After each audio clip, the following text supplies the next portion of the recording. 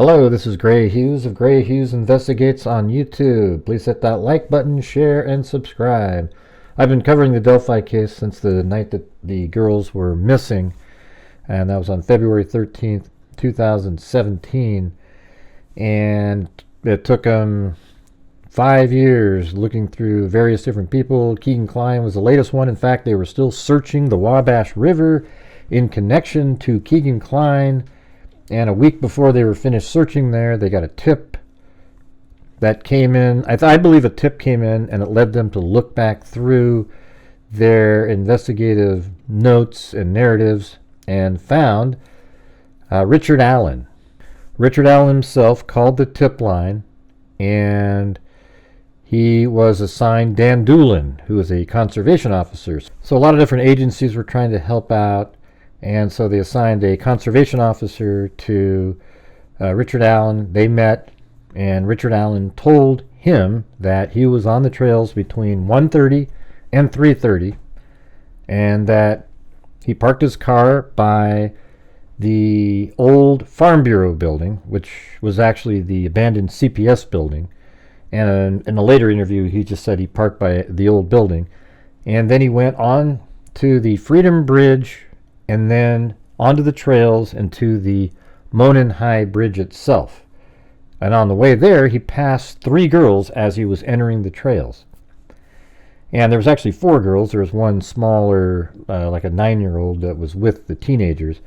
And he passed them. Those girls, in the probable cause document, state that they saw him, and he admits to seeing them.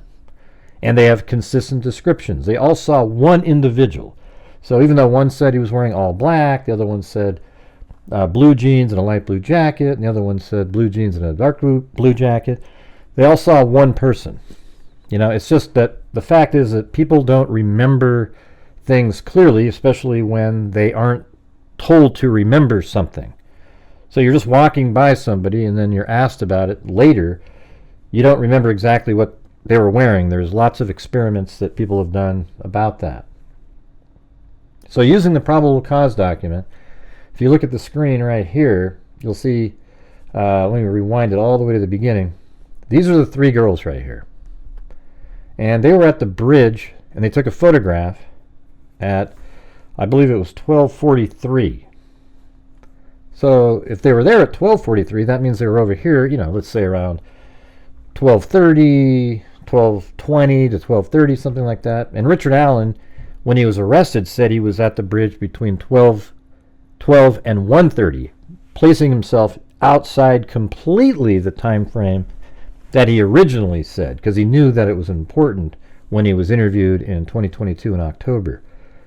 So those girls are right here at 12:43, and around this area 12:20, 12:30.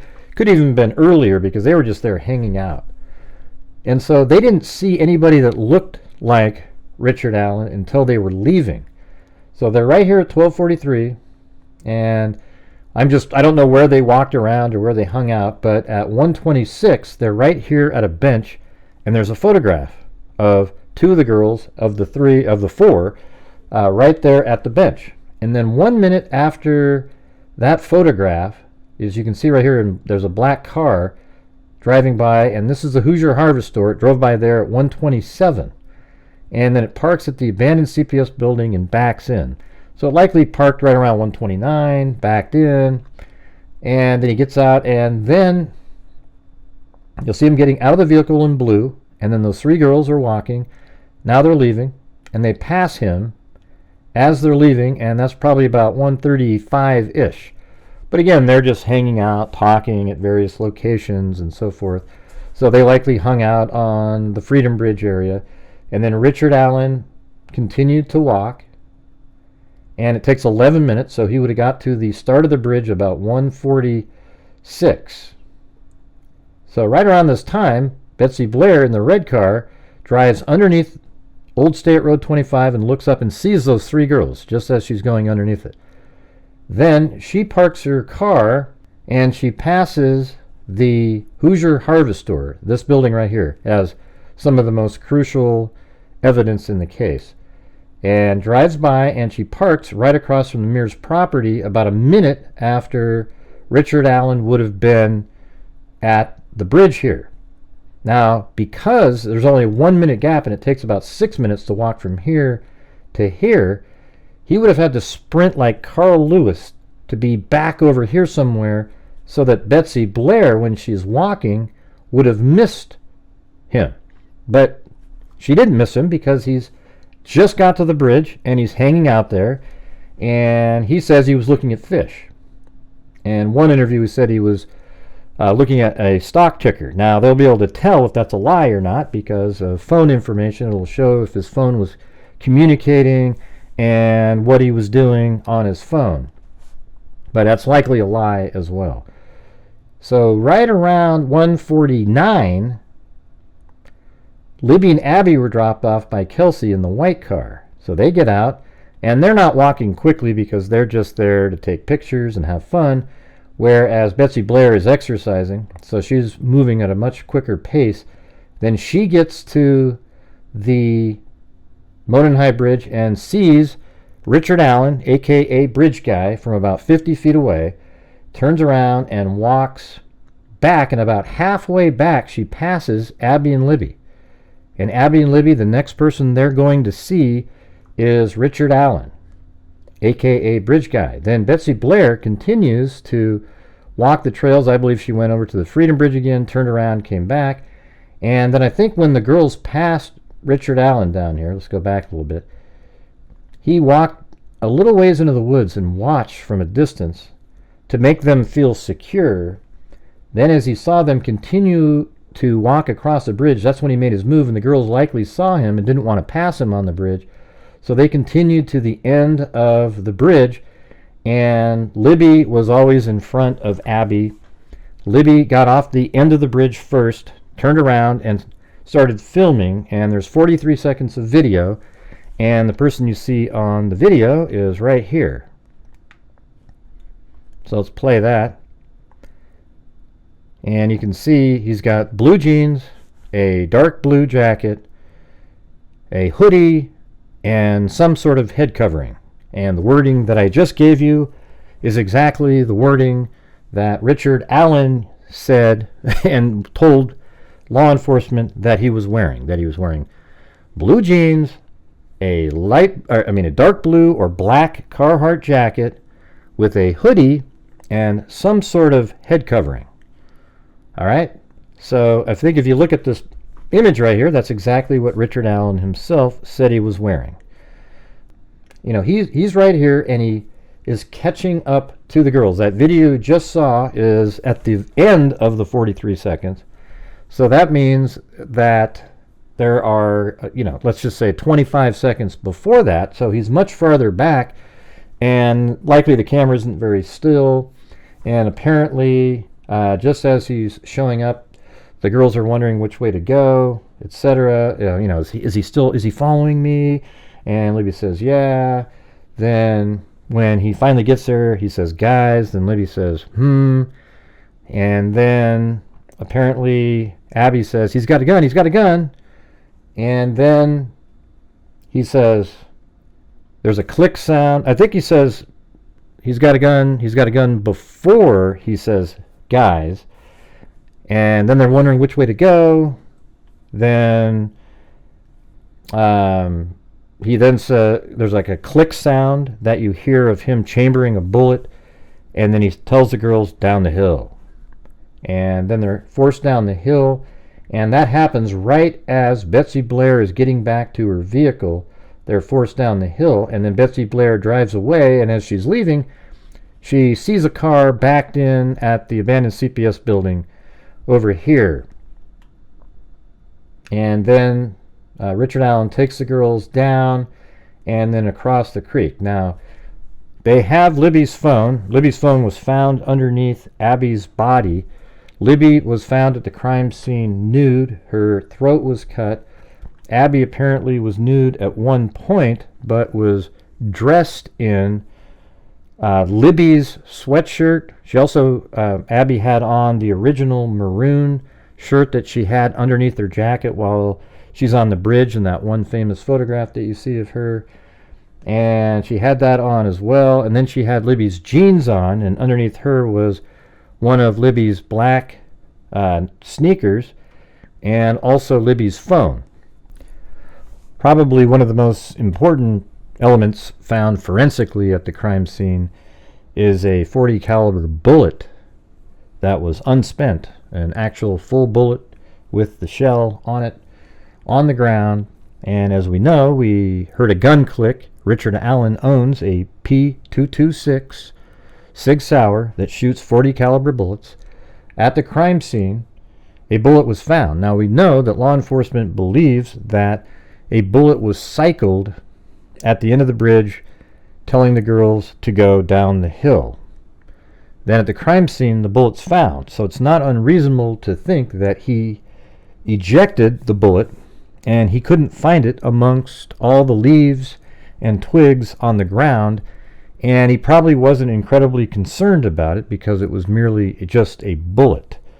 It hadn't been fired, and most people know that after a bullet's been fired, you can check the striation marks on the bullet to see if it matches a gun. Most people weren't aware that you could check ejection marks. So that is one of the significant elements that was found at the crime scene. And Libby's phone gathered step information for Libby that day. Where was she? How many steps were taken? It turns out that the steps stopped counting at 2:32, so likely they were at the crime scene at that point. How long they were alive after that, we don't know, because the cell phone may have just been on the ground or something like that, and we don't know how long they were alive after the phone stopped moving. Apparently, new information that came out was that something interrupted Richard Allen when he was going to assault them. That's what his plan was, is to have his way with them, is what the prosecutor said. And then he was interrupted, and then he forced them across the creek and perhaps killed them because he wanted to get out of there. But I just think that part of the story is probably not true. I think he always meant to kill them. But I think originally he intended to, what my original thought was, is he tried to assault them in this corner here, and they made a run for it over here, or he forced them over here to kill them after assaulting them over here, and then he killed them over here. Then he exits through the cemetery and he walks this way. Now at 357, he's apparently walking on there, and a woman named Sarah Carbaugh sees him muddy and bloody. Now her testimony to me isn't really important, because we know that the bridge guy, aka Richard Allen, or vice versa, is the guy on the bridge, and he got out of there somehow. Showing how he got out of there doesn't really matter, okay? However, it's interesting because the defense team is really concerned about 357 and how that helps the timeline. And I was always like, what timeline? After that, what timeline are you talking about? So I'm wondering if there's actually another shot of the black Ford Focus on the Hoosier Harvest Store going this direction at 4:05, and then that would absolutely fit into that, the 357 time frame. And then it would show that, okay, then he gets back to his car, then he drives by right there. We haven't heard that yet. The probable cause document only has to have about 51% weight into probability for a judge to vote for it. So you don't have to put all your cards on the table in the probable cause document. At the crime scene, I've already explained how the girls were, and they were on the ground on their backs, and there were branches on them too. It almost looked like they were trying to start to build a covering so that they could be covered with leaves, something like that. And then apparently there was a hair found in Abby's hand. Well, it turns out that that hair was a female hair, and it still had the bulb on the hair, so it could be tested for DNA and done genealogy work on it. But there's really no need to do that, right? Because the suspect on the bridge is a male who's walking across, and he takes them down the hill and he kills them over here. So Richard Allen is absolutely boxed in when you look at this right here. So we just start this over again. The three girls, they at 126, they're right there. Then Richard Allen, a vehicle matching his, drives by the Hoosier Harvest Store. Those girls pass him. They see him. That verifies that he got there at 1:30, not 12 like he said before. Then he walks down to the Monon High Bridge, and Betsy Blair gets out of her vehicle and then sees him standing there. Now, the thing is, Betsy Blair is somebody whose memory is likely going to cause a problem for the prosecution, because she was really adamant that, like, she saw somebody that was younger. But again, like, she's asked 2 days later, and when she's walking there, she's 50 feet away from the person on the bridge. There is sort of a brown kind of head covering that he has on, and her memory was that it was brown curly hair and he was younger. But when shown a photograph of the bridge guy, she says, yeah, that's what I saw. So her description is off, but she was really adamant that it was sort of this younger person. And Richard Allen does look like a younger person, you know, kind of a boyish face, if you're covering like his mouth or something like that. Betsy Blair didn't mention his mouth being covered.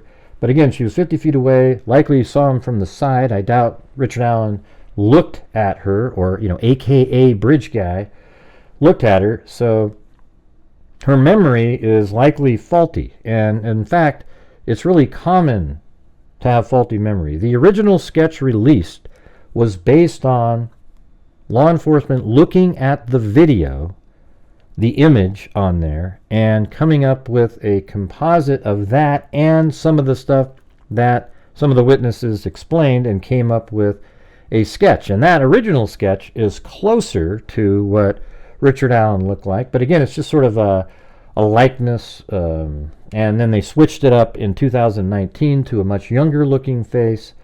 And then I remember Doug Carter saying it's somewhere in between, and I guess you could sort of say that, you know, sort of a younger looking face, but has the goatee, etc.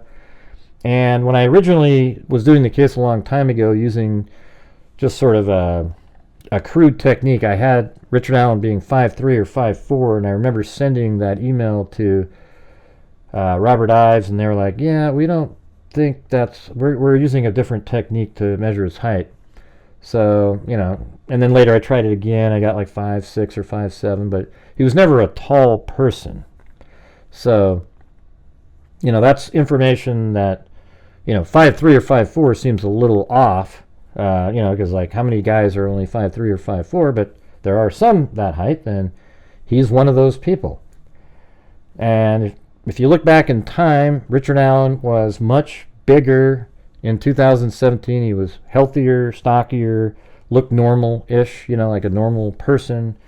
And over those last 5 years before he was arrested, he kind of wasted away. I think the guilt over the years just really wore on his soul, a little bit like in the movie Lord of the Rings and Schmeagol turning into Gollum. That's what it sort of reminds me of. Okay, and so today the opening arguments are happening. That's where the hair was mentioned, being of a female. And also Becky testified, so she'll be able to watch the whole rest of the trial after she testifies. And, you know, today it's just starting.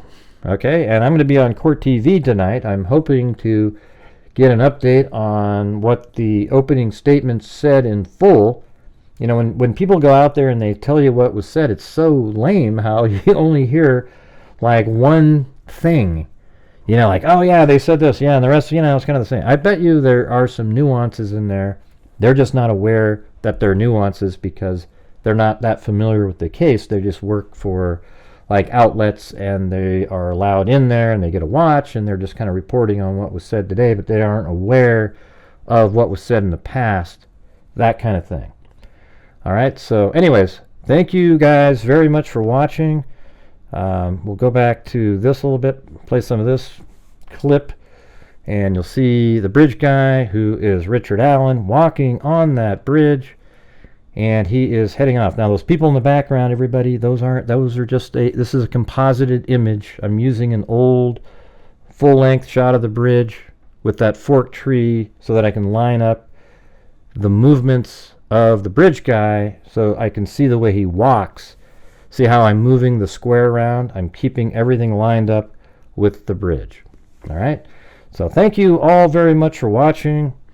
I wish I could have been at this trial. I had my hotel and everything set up for the first one, and this one, life events have interceded, and I'm not able to, wasn't able to be there. It sucks.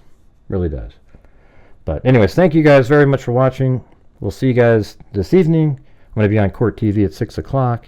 And again, as I always say, until next time, be safe out there.